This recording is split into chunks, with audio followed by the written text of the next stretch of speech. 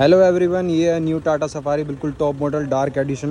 रात में मैं आपको दिखा रहा हूँ और आज हम टेस्ट करने वाले हैं इसके स्पीकर्स। देखते हैं इसमें क्या साउंड क्वालिटी मिल जाती है।